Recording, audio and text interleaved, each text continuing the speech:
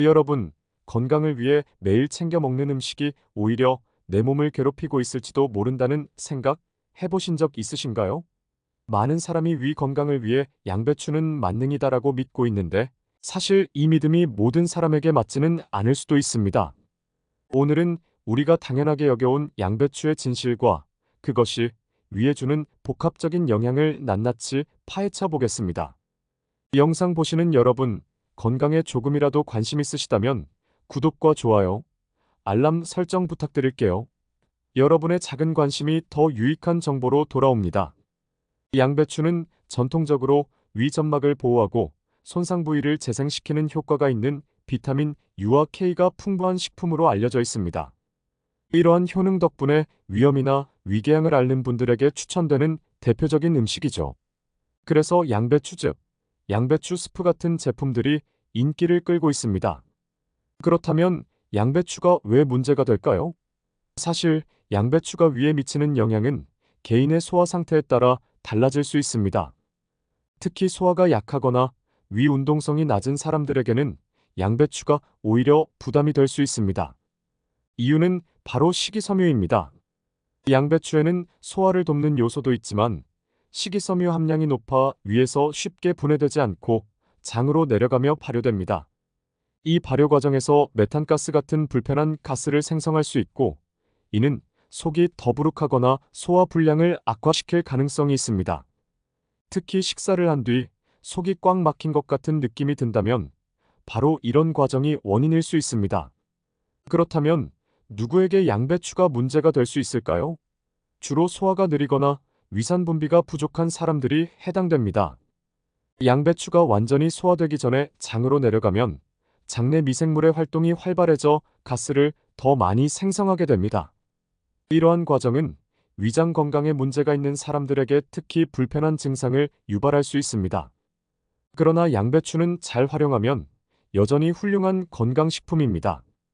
중요한 것은 자신의 몸 상태에 맞게 섭취 방법을 조절하는 것입니다. 예를 들어 양배추를 생으로 먹기보다는 살짝 데쳐서 섭취하면 식이섬유가 부드러워지고 소화가 더 쉬워집니다. 혹은 양배추즙 대신 부드러운 스프 형태로 만들어 먹는 것도 방법입니다. 이렇게 위가 불편할 때 우리가 가장 먼저 떠올리는 건 양배추였지만 자연이 제공하는 최고의 치료제가 바로 생강이라는 사실 알고 계셨나요? 생강은 단순히 감기에 좋은 음식으로만 알려져 있지만 사실은 소화불량을 해결하는 데 탁월한 효과를 발휘하는 자연의 선물입니다. 이번에는 생강이 어떻게 위를 편안하게 만들어주는지 그리고 우리가 알아야 할 생강 섭취의 모든 것을 파헤쳐 보겠습니다. 소화가 불편할 때 속을 따뜻하게 해주고 소화를 촉진하는 생강의 효과는 오랜 전통에서부터 입증되어 왔습니다. 생강은 여러 소화 효소를 풍부하게 함유하고 있는데요. 다이스타제, 프로테아제, 트립신, 우레아제 같은 효소들은 우리가 먹은 음식물들을 빠르게 분해하여 위에서 장으로 부드럽게 이동할 수 있도록 돕습니다. 실제로 대만에서 진행된 연구에서는 생강 캡슐을 섭취한 사람들이 위장 내 음식물 배출 속도가 눈에 띄게 빨라졌다는 결과가 나왔습니다. 특히 소화가 느려 식후 더부룩한 느낌을 자주 호소하는 사람들에게 생강이 효과적이라는 사실이 과학적으로 증명된 셈입니다. 생강의 또 다른 장점은 혈액순환을 촉진하고 속을 따뜻하게 만들어준다는 것입니다. 차가운 음식 섭취가 많은 현대인의 식습관에서는 생강이 소화기 건강뿐 아니라 몸 전체의 순환을 개선하는 데도 큰 도움을 줍니다. 생강차나 음식에 살짝 갈아 넣는 방식으로 섭취하면 속이 편안해지는 것을 금방 느낄 수 있습니다. 하지만 모든 음식이 그렇듯 생강도 과하면 독이 될 수 있습니다. 하루 23찌 정도의 소량 섭취를 권장하며 너무 많이 섭취할 경우 복통이나 설사가 유발될 수 있습니다. 특히 위장이 약하거나 평소 매운 음식을 잘 못 드시는 분들은 처음에는 적은 양으로 시작하는 것이 중요합니다. 생강을 일상에서 활용하는 방법도 매우 다양합니다. 생강차는 가장 쉽게 접근할 수 있는 방법이고 국물 요리나 볶음 요리에 조금만 추가해도 효과를 볼 수 있습니다. 특히 생강을 레몬, 꿀과 함께 섞어 차로 마시면 맛도 좋고 소화에도 큰 도움을 줄 수 있습니다. 그렇다면 생강이 제공하는 또 다른 이점은 무엇일까요?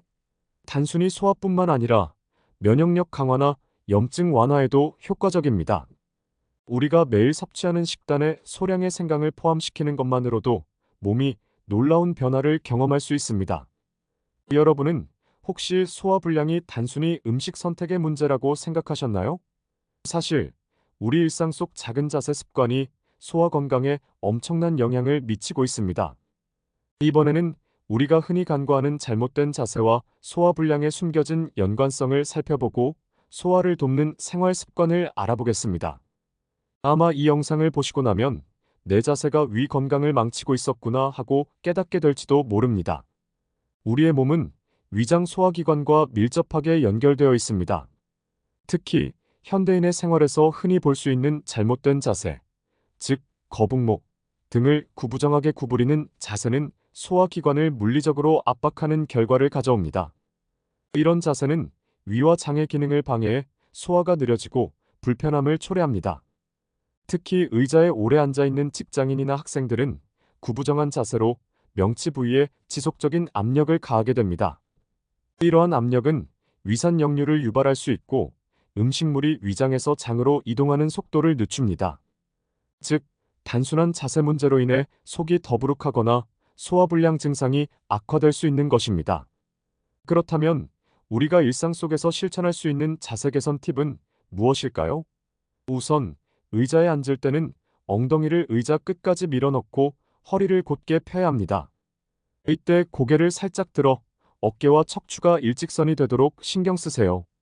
컴퓨터 작업을 할 때는 화면 높이를 눈높이에 맞춰 목이 앞으로 나오지 않게 하는 것도 중요합니다. 또한 식사 직후 바로 눕는 습관도 소화를 방해하는 큰 요인입니다. 음식을 먹고 나서 적어도 30분 동안은 걸어 다니거나 앉아 있는 것이 좋습니다.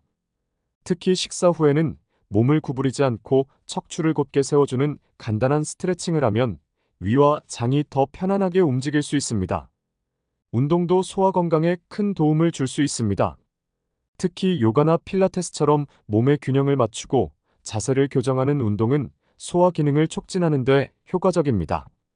예를 들어 고양이 마이너스 소 자세나 아기 자세 같은 동작은 복부를 부드럽게 자극해 위와 장의 혈액순환을 도와줍니다.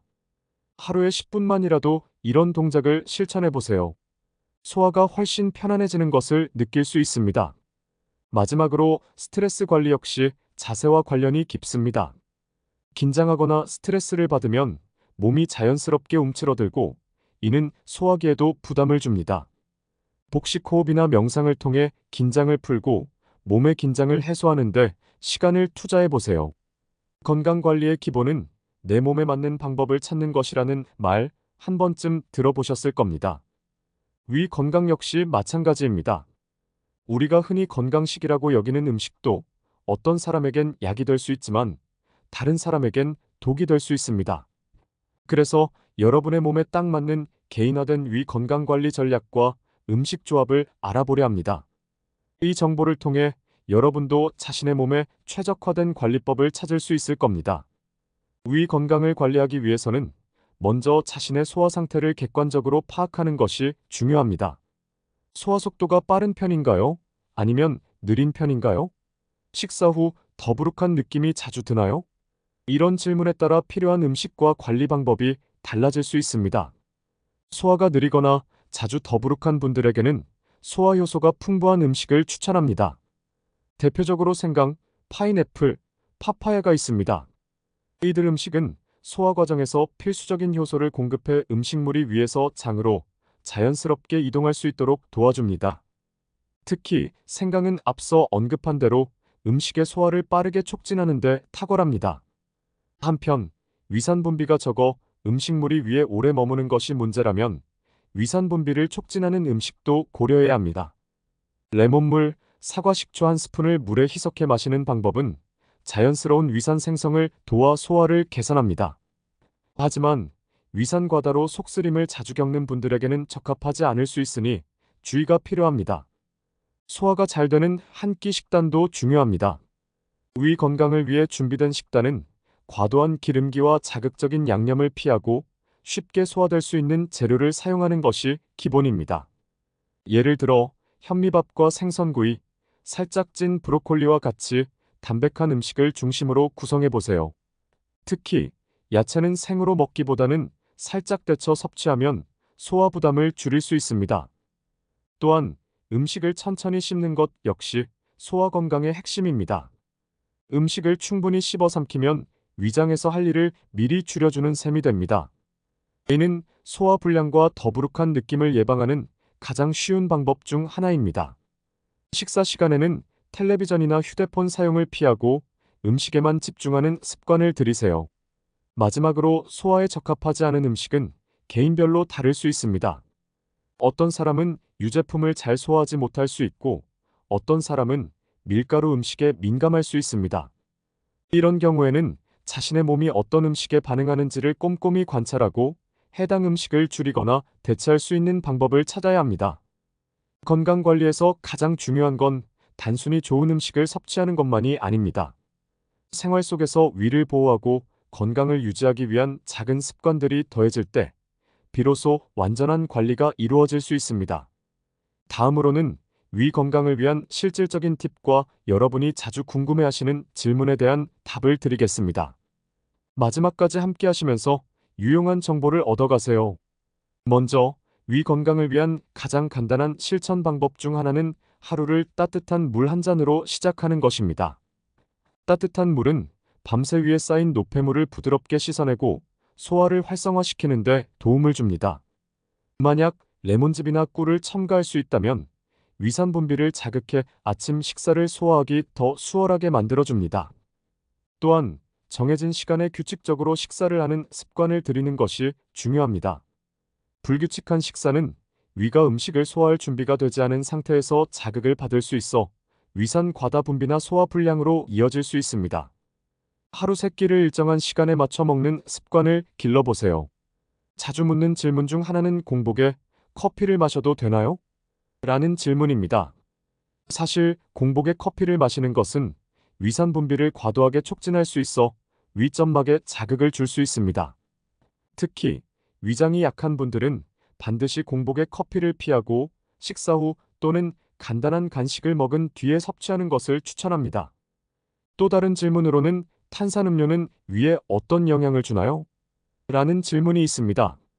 탄산음료는 일시적으로 상쾌한 느낌을 줄 수 있지만 위에 가스를 축적시켜 더부룩함을 유발할 수 있습니다. 또한 자극적인 성분이 위 점막을 손상시킬 가능성도 있으니 탄산음료 대신 탄산수나 허브차로 대체하는 것이 좋습니다. 위 건강을 위해 스트레스를 관리하는 것도 빼놓을 수 없는 부분입니다. 스트레스는 위산 분비를 불균형하게 만들어 위염이나 소화불량의 원인이 될 수 있습니다. 하루 10분만이라도 명상, 요가 또는 심호흡 같은 간단한 스트레스 완화법을 실천해 보세요. 이는 위를 포함한 전신 건강에 긍정적인 영향을 미칠 것입니다. 마지막으로 위 건강을 위해 건강검진을 꾸준히 받는 것도 중요합니다. 아무리 생활 습관을 개선하더라도 본인이 알지 못하는 위장 질환이 있을 수 있습니다. 특히 소화불량이 지속되거나 체중 감소, 혈변 등 이상 증상이 있다면 즉시 전문의와 상담하는 것이 좋습니다. 여러분, 생활 속의 작은 변화가 건강에 큰 차이를 만들어내고 있습니다. 우리가 가볍게 여겼던 습관들이 얼마나 큰 변화를 가져올 수 있는지 알게 된다면 여러분도 바로 실행에 옮기고 싶어질 겁니다. 가장 먼저 아침 식사의 중요성을 강조하는 사례를 소개하겠습니다. 한 연구에서는 규칙적인 아침 식사가 위 건강뿐만 아니라 대사 건강에도 크게 기여한다는 결과가 나왔습니다. 예를 들어 직장인 A씨는 바쁜 아침 출근길에 종종 식사를 거르곤 했습니다. 그러다 위염 증상이 악화되면서 하루 종일 속쓰림과 더부룩함을 호소하게 되었죠. 이후 A씨는 간단한 삶은 계란과 따뜻한 녹차 한 잔으로 아침을 시작하는 습관을 들였고 몇 주 만에 위 건강이 눈에 띄게 개선되었다고 합니다. 또 다른 사례로는 저녁 식사 후 가벼운 산책의 효과를 본 B씨의 이야기를 들 수 있습니다. B씨는 오랫동안 만성적인 소화불량과 복부 팽만감을 겪어왔습니다. 전문의의 추천으로 식사 후 20분간 산책을 시작한 이후 소화 속도가 빨라지고 식후 불편함이 크게 줄어드는 경험을 했습니다. 이는 단순한 산책이 아니라 소화기관의 혈액순환을 촉진하고 복부 압박을 완화하는 데 도움이 되었기 때문입니다. 여기에서 중요한 점은 이러한 변화는 누구나 일상 속에서 쉽게 적용할 수 있다는 것입니다. 특히 스마트폰을 내려놓고 저녁 식사 후 가족과 함께 짧은 거리라도 산책을 하는 것은 단순히 건강뿐만 아니라 가족 간의 유대감도 높이는 좋은 기회가 됩니다. 또 한 가지 주목할 만한 습관은 식사 시간의 환경 개선입니다. CC는 가족과 함께 식사를 하면서 TV를 끄고 음식에 집중하는 시간을 가지기로 했습니다. 이전에는 식사 중에 뉴스나 드라마를 보며 빨리 먹는 것이 습관이었지만 이를 고치고 나서는 자연스럽게 천천히 먹게 되었고 소화불량 증상이 현저히 줄어들었다고 합니다. 이는 우리가 음식을 제대로 씹고 삼키는 것이 위 건강에 얼마나 중요한지를 다시 한번 상기시켜 줍니다. 위 건강을 위해 우리가 도입할 수 있는 또 다른 좋은 습관은 식사 중간중간에 물을 충분히 마시는 것입니다. 과거에는 식사 중에 물을 마시면 소화 효소가 희석되어 좋지 않다는 믿음이 있었지만 최근 연구에 따르면 이는 잘못된 상식으로 밝혀졌습니다.